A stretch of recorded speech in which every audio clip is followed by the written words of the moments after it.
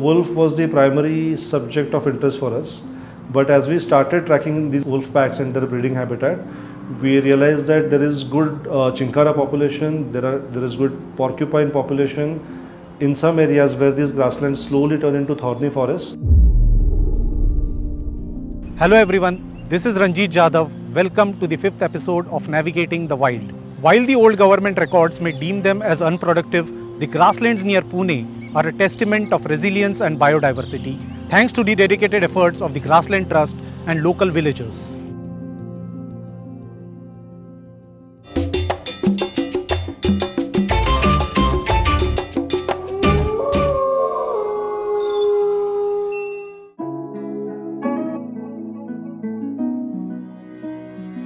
Home to a myriad of unique and endangered species.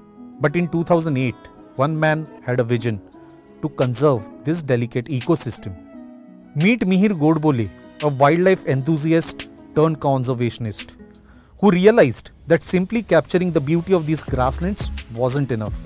Determined to make a difference, Godbole founded the Grassland Trust, embarking on a journey to restore and protect these vital habitats.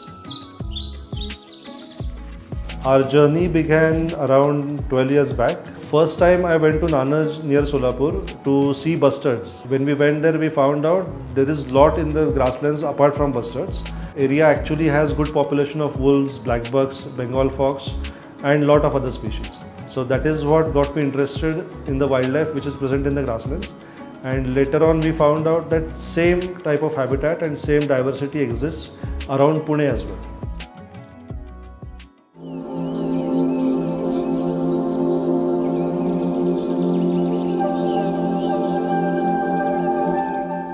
Collaborating with local communities and experts, Godbole's Trust, along with Ashoka Trust for Research in Ecology and the Environment and Maharashtra Forest Department, has initiated grassland restoration projects in Pune district. We are focusing mainly on the nutritious grass species which have gone out of the landscape because of heavy pressure from grazing and heavy pressure from man-made fires. We have identified these species of grasses and shrubs. On every site we have nurseries where we are actually growing these species, and they will be very steadily introduced back in the landscape. महत्त्वाचा task म्हणजे असं आहे की जागा निवडणे, त्यानंतर त्या एरियातील किंवा त्या ग्रामपंचायतशी टायअप करणे, तिथले बाकीचे लोकल्स कम्युनिटी आहे ते खास करून काय आहे की आता दूध उत्पादनाचं हे व्यवसाय वाढल्यामुळे आता नवीन रोल त्यांचाही आला आहे याच्यामध्ये. एखादी लँड आपण ॲक्वायर करायची म्हणल्यानंतर साधारण ती 2 वर्ष गुरं चराईसाठी बंद आहे.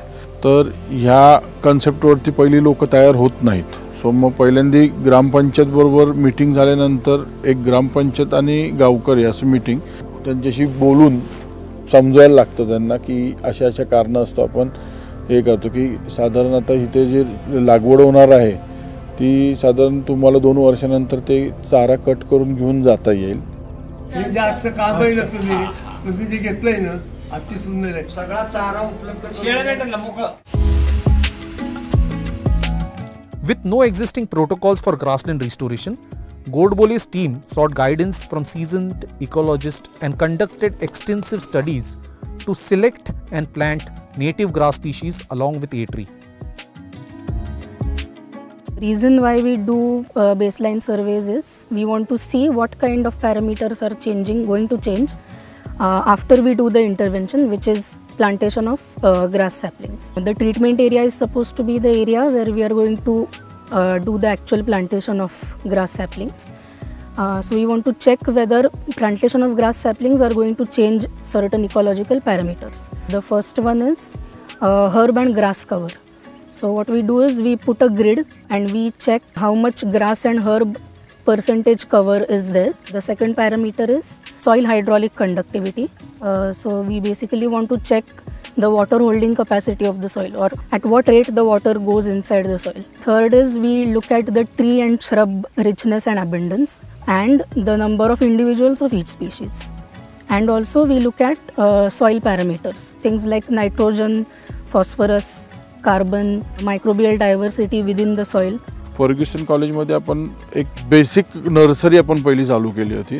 तर मग ते जसं सक्सेस झालं तसं मग आम्ही हळूहळू सीड्स सॅम्पलिंग्समध्ये कन्वर्ट झाल्यानंतर आम्ही ते बॅग्समध्ये भरायचो.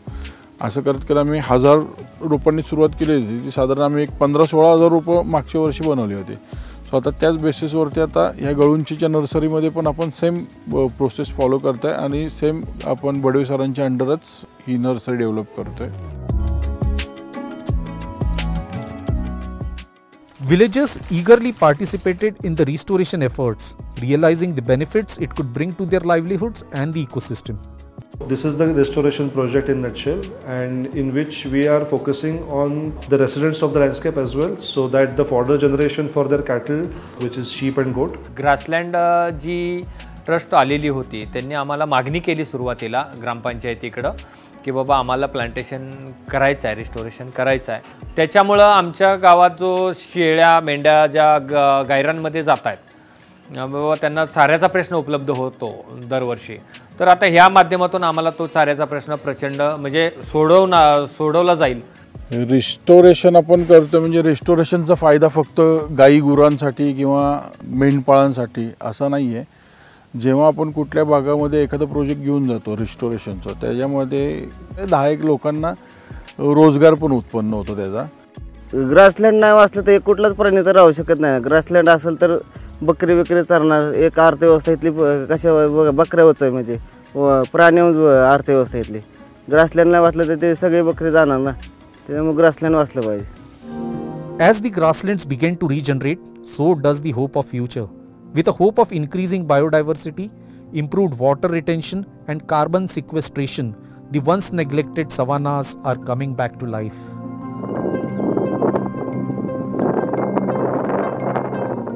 Through meticulous observation, the team uncovers the intricate social dynamics of these apex predators, shedding light on their crucial role in maintaining ecosystem balance. One of the interesting things about social carnivore or carnivores who live in pack is they have hierarchy system, and within the pack there is lot of respect which is given to elder members. In wolves there is only one adult breeding pair and all the other members nurture the litter. If they want to give birth they have to leave the pack and form their own pack. In one of the areas that we usually monitor, there was a pack of 6 to 7 wolves. During monitoring, we cannot assign the reason, but 4 to 5 wolves died.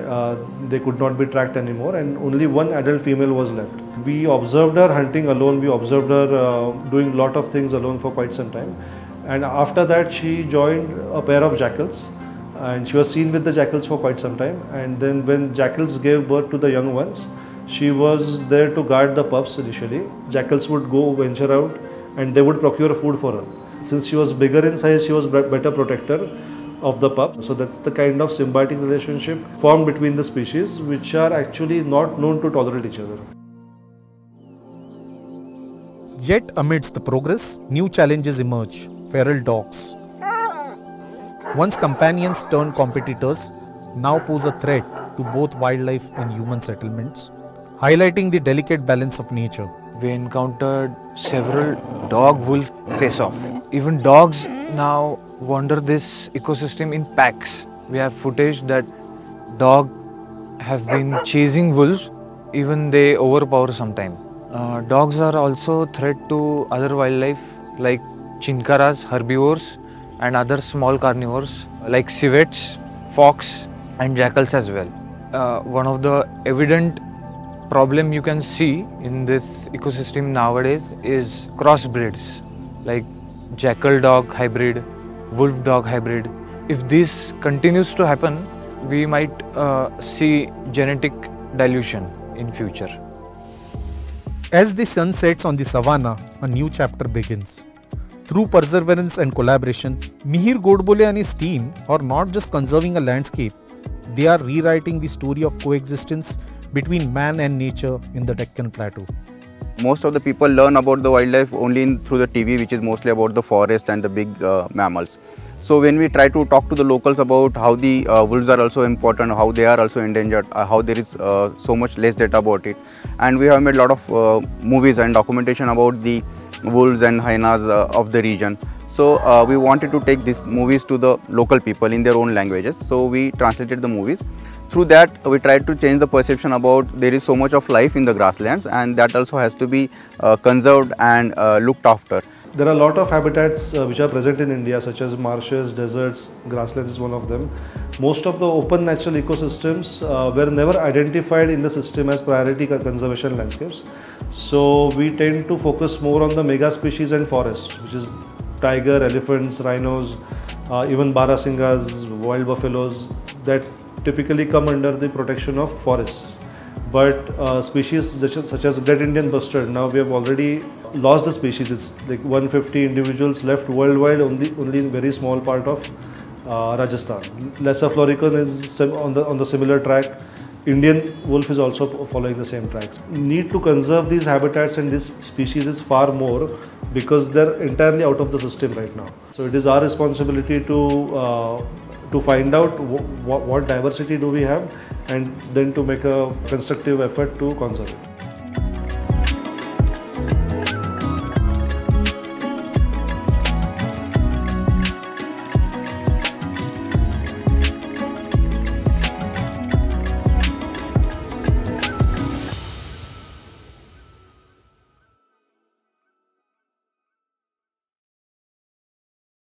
Subscribe to Midday India. Get direct notifications on all our videos by clicking on the bell icon.